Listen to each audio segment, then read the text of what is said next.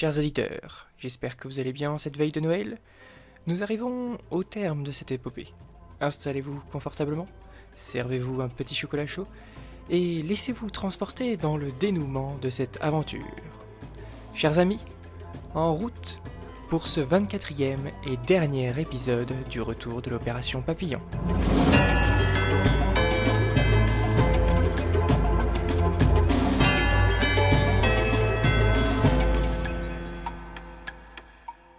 « 24 décembre.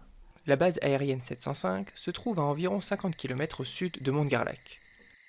Pour plus de discrétion, les insoumis ont fait le voyage durant la nuit. La troupe est constituée d'une trentaine de dirigeables volant à basse altitude. Au petit matin, les engins sont dissimulés dans une vallée à 2 km à l'ouest de la capitale des montagnes. L'épaisse forêt assure un camouflage parfait. Au cours de la journée, des petits groupes d'insoumis s'infiltrent en ville. Leur objectif ? Gagner les points stratégiques de la cité pour, au moment venu, couper toute possibilité de retraite et de riposte aux forces du Grand Scan. En fin de journée, alors que le soleil d'été commence à décliner derrière les montagnes, Alfred Valamir fait un dernier point avec ceux qui l'accompagneront dans sa mission d'infiltration du château dans lequel réside le Grand Scan. « Chers amis, permettez-moi ces quelques mots. D'ici quelques heures, nous jouerons l'avenir de notre pays. Je nous souhaite de réussir afin d'empêcher les sombres desseins du Grand Scan de se réaliser. La haine nous anime, certes, car cet homme est aussi responsable de la mort de bon nombre de nos compatriotes. Cependant, nous nous devons d'être plus forts. Dans la mesure du possible, il nous faut les arrêter et les emprisonner, afin qu'ils puissent, ainsi que ses acolytes, être jugés. Il en va de l'unité future du pays. Dans moins de 5 heures, soit la Mandélsie sera de nouveau libre, soit elle plongera, pour de bon, en enfer. «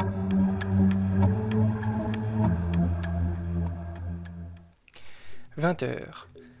Le soleil disparaît lentement derrière les montagnes. La chance est du côté des insoumis. Le ciel est parfaitement dégagé. Masqués par l'éblouissant crépuscule, les dirigeables s'envolent vers Montgarlac. Au même moment, les insoumis infiltrés partout en ville entrent en action. Ici, ils sabotent un poste de surveillance et neutralisent les sentinelles. Il est temps. Ceux-ci s'apprêtaient à donner l'alerte. Là, ils coupent l'approvisionnement en électricité de la ville, plongeant celle-ci dans la pénombre du soleil couchant.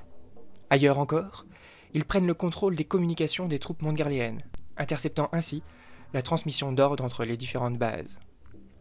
À un autre endroit encore, des insoumis font sauter des ponts ferroviaires, ce qui isole définitivement la ville du reste du pays. À bord du dirigeable transportant le commando mené par Alfred Valamir, Camille Leurac déclare: « Bien, pour le moment, tout se déroule parfaitement selon nos plans. »« C'est un premier bon point, » confirme Patrick Iriacac. « Cependant, cela n'a d'intérêt que si nous réussissons à mettre la main sur les principaux dirigeants du régime avant que tout ne soit réparé. » Tandis que les autres dirigeables se dispersent dans la ville, celui qui mène le commando devant infiltrer le château se pose. On est là, à quelques encablures de la demeure royale, au milieu d'une petite forêt de conifères. Une fois à terre, Alfred fait un dernier briefing de ses troupes. Le château est sûrement étroitement surveillé. Cependant, comme nos amis ont coupé les communications, j'imagine que la garde ne s'attend pas à nous voir. Pour éviter des affrontements inutiles, nous allons passer par les bords de la rivière, gravir l'une des piles du pont et nous hisser jusqu'aux terrasses inférieures. Quelques-uns d'entre vous restent ici, prêts à décoller et à foncer avec l'armement du dirigeable sur le château en cas de pépin. Vous contrôlerez également l'accès à la porte principale, de sorte à ce que personne ne puisse avertir le Grand Scan de la situation en ville. » Sans un mot, la trentaine d'insoumis qui constituent le commando s'exécutent. Depuis leur aire d'atterrissage en contrebas du château, ils n'ont que quelques mètres à faire pour rejoindre les berges du cours d'eau. Cette période d'étiage, commune au cours d'eau en été dans ces montagnes, facilite la progression des rebelles. Tous sont aux aguets et avancent prudemment. Il s'agit de ne pas se faire repérer. Devant eux s'élèvent les 11 piles de l'immense château-pont enjambant la Sisyphe. L'édifice mesure environ 150 mètres de long, avec des tours qui atteignent pour les plus hautes une soixantaine de mètres. Arrivé au pied de la 3e pile en partant du sud, un des insoumis, visiblement très acrobatique, entame l'ascension. Par chance, les pierres du XVe siècle qui ornent l'ouvrage se sont érodées avec le temps. Il est donc plus facile de gravir la douzaine de mètres jusqu'aux terrasses. Une fois au sommet, l'acrobate attelle au parapet une échelle qu'il laisse tomber jusqu'au reste de la troupe. Toujours en silence, et alors que la nuit se fait de plus en plus profonde, le restant des insoumis s'introduit enfin dans le château. D'un geste de la main, Alfred fait un signe à Patrick Iriakak et à Camille Leurac. Celui-ci signifie que la troupe doit se séparer en 3 groupes. La première, commandée par Patrick, s'introduit dans le châtelet d'entrée. La deuxième, dirigée par Camille, doit se rendre à l'autre bout du château et infiltrer le donjon, d'où l'on accède aussi au souterrain. Enfin, la troisième, menée par Alfred, doit entrer dans la grande salle de réception qui occupe sur 80 mètres de long le centre du château. Parvenu au niveau des grandes fenêtres qui donnent sur la salle de réception, Alfred jette un coup d'œil à celle-ci. Là, à la lueur des immenses lustres et autour d'une fastueuse tablée, 4 hommes dînent. C'est le grand Scan, accompagné de son chef de la police, le colonel Kant, et de ses tout nouveaux généraux, Carl Silverstone et William Harm. Alfred fait un nouveau signe à la dizaine d'insoumis qui l'accompagnent. Ceux-ci se répartissent autour de quelques fenêtres, prêts à les enfoncer au moment venu. Alfred décompte. 5, 4, 3, 2, 1... Maintenant ! Crie Alfred de toutes ses forces. Dans un bruit épouvantable, les vieilles fenêtres sont fracassées. Les insoumis s'introduisent dans la grande salle et tiennent immédiatement en joue le grand Scan et ses 3 hommes de main. Loin d'être surpris, le grand Scan déclare d'un air satisfait. « Oh, mais voilà une bonne surprise. Nous vous attendions, monsieur Valamir. » À cet instant, des dizaines de soldats montgarliens cachés derrière les rideaux et dans des passages camouflés dans les murs surgissent. Face au nombre, les insoumis n'ont le choix que de laisser tomber leurs armes. « Cette brave Justine n'est pas avec vous ?» questionne d'un ton moqueur le colonel Kant. « Ah ah, non, j'ai oublié. Vous l'avez laissé en convalescence dans l'ancienne BA 705. » Alfred, interloqué par la déclaration du colonel, lui demande. « Mais, comment savez-vous cela ?» Cher colonel, vous auriez pu ménager un peu plus le suspens. Voyez, mon cher Alfred, dans le milieu, tout se sait. Croyez-vous un seul instant que la disparition d'un millier de Montgarliens passe inaperçue? Croyez-vous un seul instant que nous sommes si naïfs au point de laisser quelques rebelles installer des micros dans cette salle? Voyons, c'est un scénario digne d'un film de Carnacoud, ça. Il y a un traître parmi nous ? Hein? Non, plusieurs, à commencer par votre Justine. Voyez-vous, nous avions prévu l'éventualité que vous arriviez à la libérer.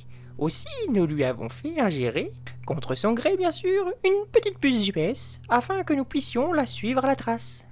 Nous avons pris le parti de vous laisser faire, en espérant que vos pérégrinations au sein de nos hostiles forêts viendraient à bout de ces dernières forces. J'avoue avoir été en colère lorsque j'ai vu que vous vous dirigiez vers cette ancienne base aérienne. C'est alors que j'ai établi un plan afin de faire une pierre deux coups. Vous capturer, ainsi que Justine et les traîtres qui vous accompagnent, et en finir avec la dernière poche de résistance au nouvel ordre du grand Scan. Alfred reste interdit devant ces révélations. Dans sa tête, tout se bouscule. Leur mission d'infiltration a été découverte. Après un moment de réflexion, il questionne de nouveau. « Et qui vous a prévenu ?» « Nous, bien sûr, » déclare d'un ton amusé le grand Scan. « C'est une idée de monsieur Silverstone qui semble bien vous connaître. En vous faisant croire que nous allions ordonner un nouveau bombardement des grandes villes du pays, il était pratiquement sûr que vous alliez monter une telle opération d'infiltration. Ce n'est d'ailleurs qu'une question de temps avant que tous vos alliés en ville ne soient à leur tour capturés. » Quant à vous, poursuit Kant, vous allez pouvoir enfin rejoindre votre chère Justine dans les geôles de ce château. Justine, mais... comment balbutie Alfred. Vous me demandiez à l'instant s'il y avait un traître parmi vous. Eh bien, oui, et le voici. À l'autre bout de la salle entre un homme bien connu d'Alfred et de ses compagnons. Il s'agit du docteur Padanorak. Dès votre départ de la BA 705, nous avons lancé l'assaut sur celle-ci. Ce ne fut pas bien compliqué d'y capturer les quelques insoumis restés là-bas, ainsi que celle qui nous a échappé il y a 7 jours. « Qu'on les conduise en prison !» ordonne le grand Scan. Étroitement escortés, les insoumis sont conduits dans les souterrains du château, où les attendent les autres équipes commandées par Camille Leurac et Patrick Iriakak.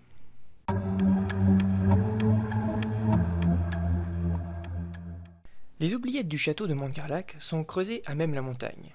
Les cellules sont quant à elles fermées par de lourdes portes de fer, si bien qu'une fois à l'intérieur, il est absolument impossible de s'enfuir.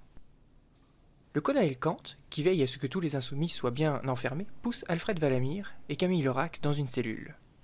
Celle-ci est déjà occupée par une personne allongée dans un renfoncement. C'est Justine de Salamille. Alors que le cachot est refermé, Alfred se précipite à ses côtés.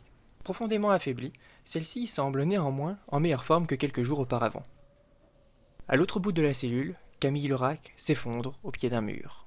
« Que va-t-on devenir » s'inquiète-t-elle, et Justine, d'une voix faible, de répondre. « Tout n'est pas encore perdu, n'est-ce pas, Alfred ?»« Comment ça ?»« Sachez que je me souviens des récits de tous vos fabuleux voyages. Vous êtes déjà venu dans ce château en 2018, n'est-ce pas? Et ne m'avez-vous pas parlé du fait qu'il soit truffé de passages secrets ?»« Ah, en effet, mais cela m'étonnerait que l'un d'eux communique avec ses geôles. »« Sait-on jamais ?»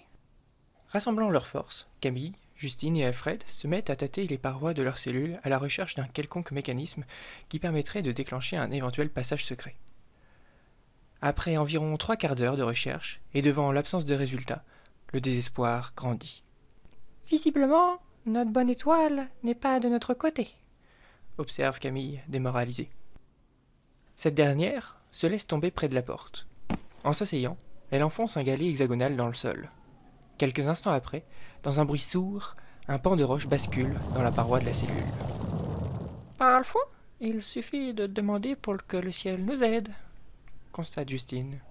« Où cela mène-t-il » demande Camille. « Il n'y a qu'en utilisant ce passage que nous le saurons, » déclare Alfred. « Vous pouvez marcher, Justine ?»« Un peu d'assistance ne serait pas de refus. » Les 3 prisonniers, comme bien d'autres avant eux, s'engouffrent dans le passage plongé dans l'obscurité. Après quelques pas dans la galerie, le pan de roche protégeant l'entrée du souterrain secret bascule de nouveau. Ils n'ont plus le choix. Il faut avancer.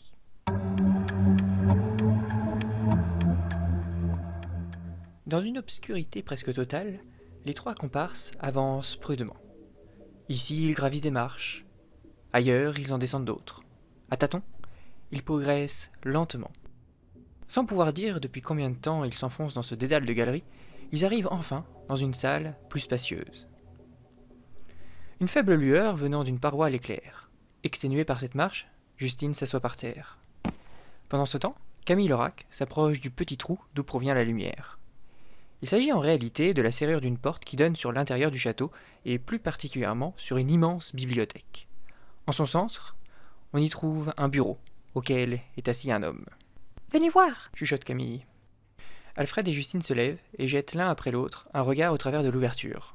« Mais c'est le bureau du grand scan » fait remarquer Alfred. « L'occasion est trop belle » murmure Justine. « Voici ce que je vous propose. » Après avoir exposé rapidement son plan, Alfred se positionne devant la porte qui donne sur la bibliothèque prêt à l'enfoncer. Il prend une grande inspiration et d'un coup d'épaule percute l'ouverture du passage secret. Les 3 individus pénètrent dans l'immense pièce. « Oh là là » déclare-t-il en chœur.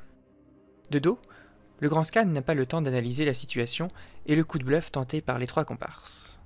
Le tyran s'exécute et lève les 2 mains en l'air. Rapidement, Alfred remarque une arme posée sur le bureau et se précipite dessus pour la braquer sur le grand scan. Justine, beaucoup moins alerte, vient s'asseoir en face du despote.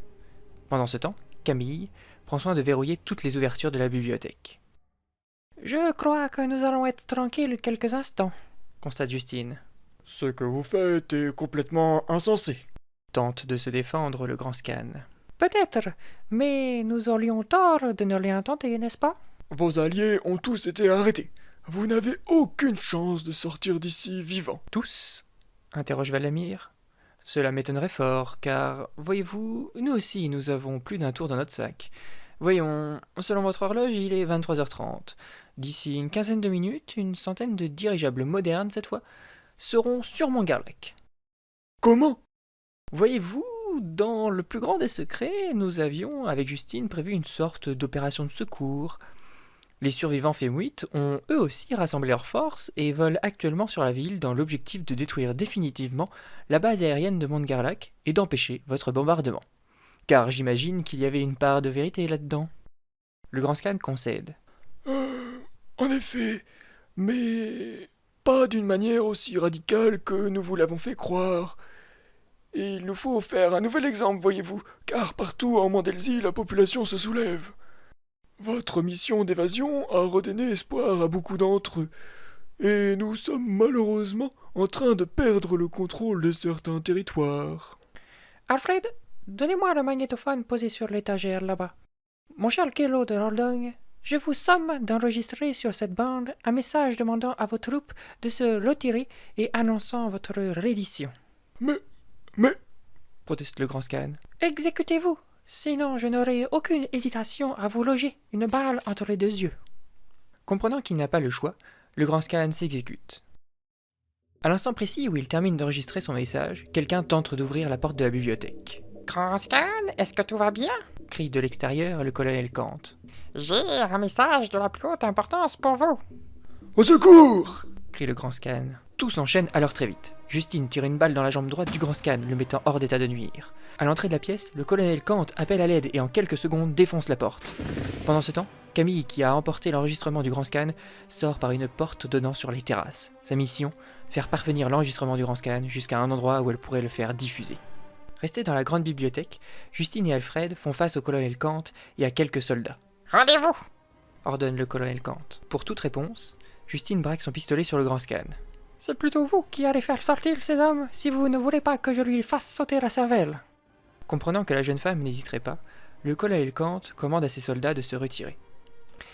Poursuivez plutôt la traîtresse qui vient de s'échapper. Je vais m'occuper seul de ces deux-là. Monsieur Vallamire, je ne tirerai aucun honneur à me battre contre une éclopée. Me feriez-vous l'honneur de m'affronter? J'aimerais tant voir si les informations recueillies à votre sujet sont vraies. Et de quelle information s'agit-il?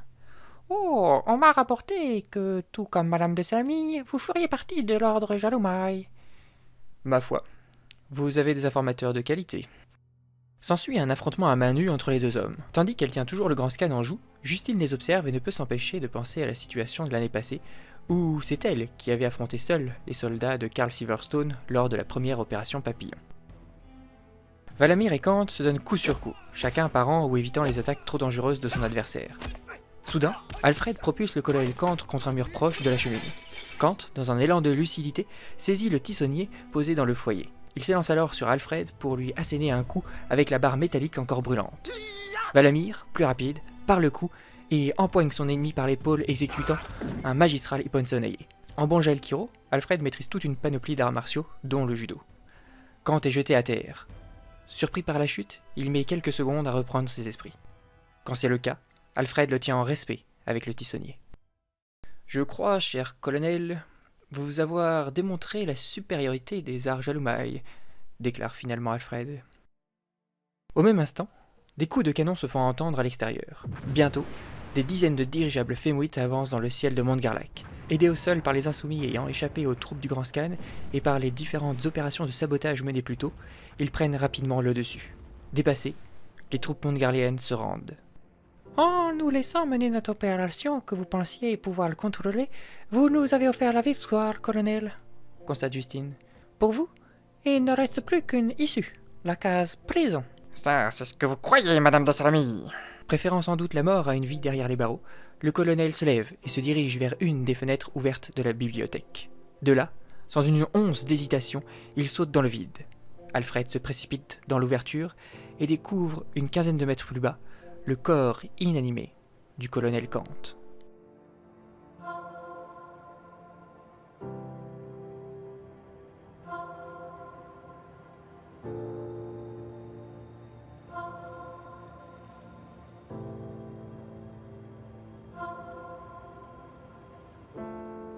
Quelques minutes ont passé.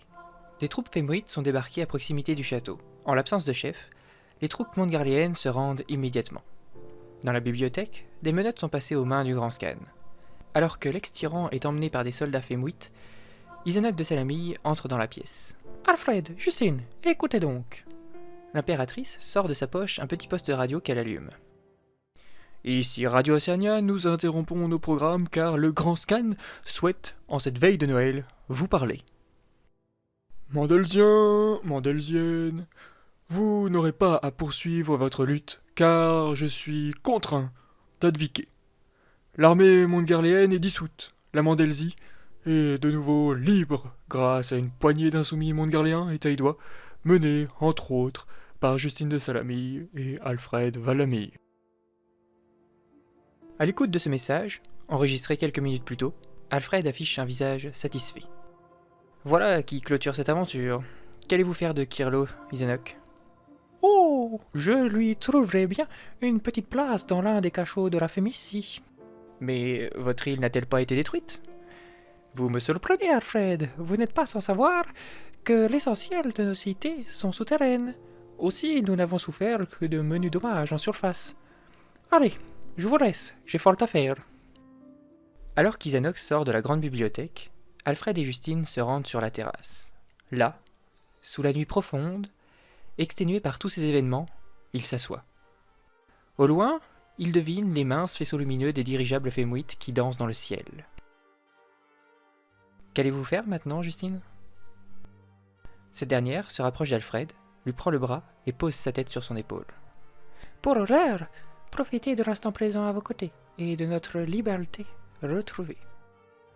Soudain, l'horloge de la bibliothèque sonne de 12 coups. Il est minuit.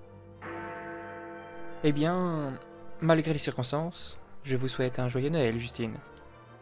Joyeux Noël, Alfred.